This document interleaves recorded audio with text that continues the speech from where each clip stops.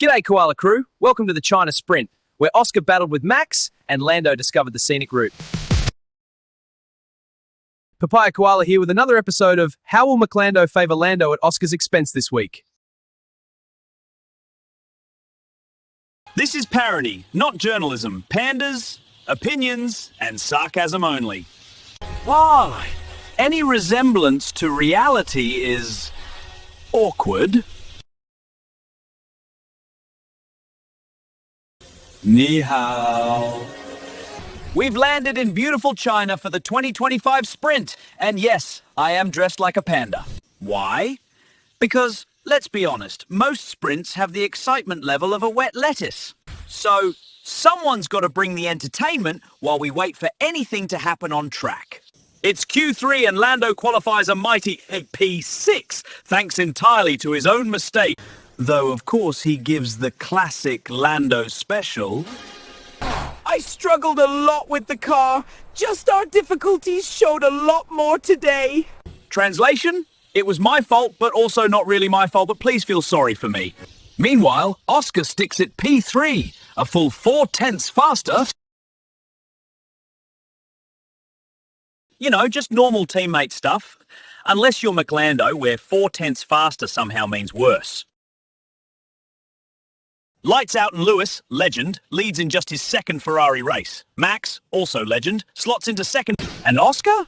Oh, he casually throws a heroic turn 14 lunge on Max. Yes, he passed Max. A proper big brain, no fear, win it or bin it move. The same energy he unleashed on Charles in Baku 24. Clinical, brave, beautiful. The kind of move McLando will pretend never happened. Mostly because it was the move of an actual racer, and let's be honest, that's not exactly a department Lando is known for. Meanwhile, Lando, remember Mr. I struggled with the car? He has a disaster of a sprint, immediately demonstrates his signature driving technique, the Lando Gravel Trap Tour, which the Sheep team insist was because he just got pushed a little bit wide, despite the replay very clearly showing him conducting a solo sightseeing excursion.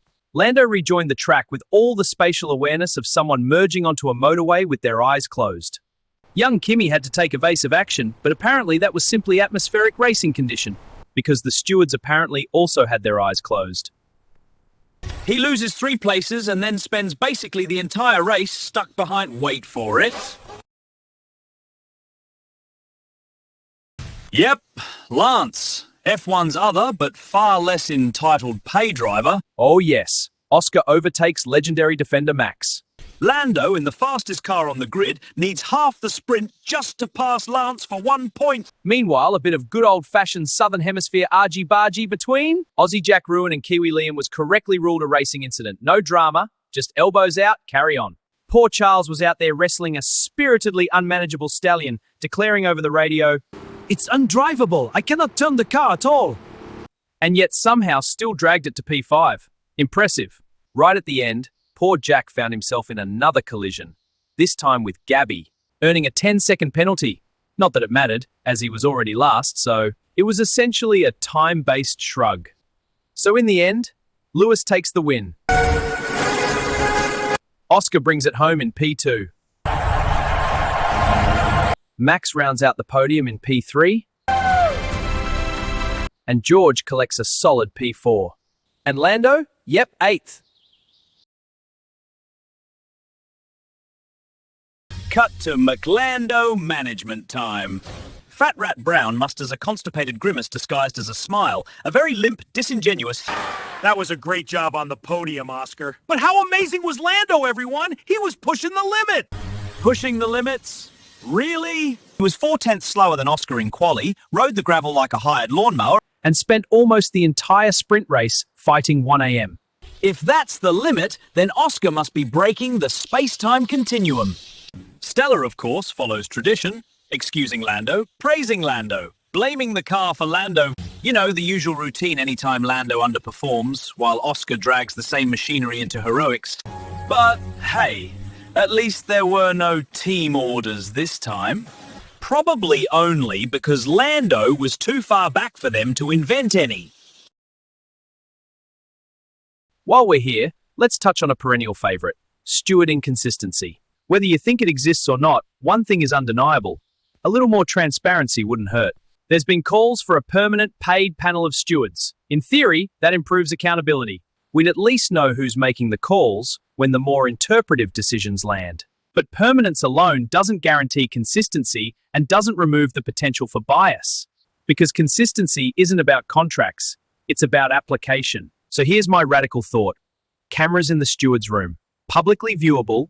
Let fans see how conclusions are reached. What angles are reviewed. What discussions take place. Not because there's anything to hide, of course, but because showing the process removes the need for speculation. If decisions are entirely objective, consistently applied, and free of influence, then transparency only strengthens credibility. And if inconsistency has truly just been a coincidence, well, a little sunlight tends to clear the air rather quickly. Transparency doesn't create trust, it proves it. To be clear, I'm not here to accuse, I'm here to observe. So tell me, is it a pattern or just perception? Is stewarding inconsistency real, or are we all just overqualified armchair officials? Drop your thoughts below. Bonus points if you've got a practical fix. Alright, can we talk about something important?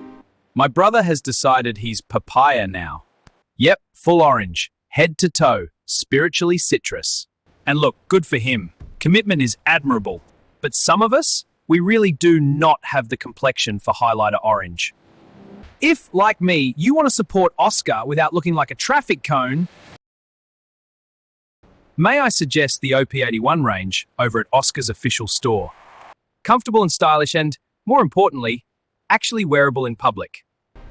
It lets you back Oscar directly, without accidentally looking like you're rebranding your entire wardrobe around papaya. No, this isn't sponsored. I'm fairly certain Oscar has no idea this channel exists. I just figured, if you're going to support the man, you may as well do it in something that suits you. Unlike my brother, who currently resembles a festive apricot. So if you want to check it out, go to store.oscarpiastri.com.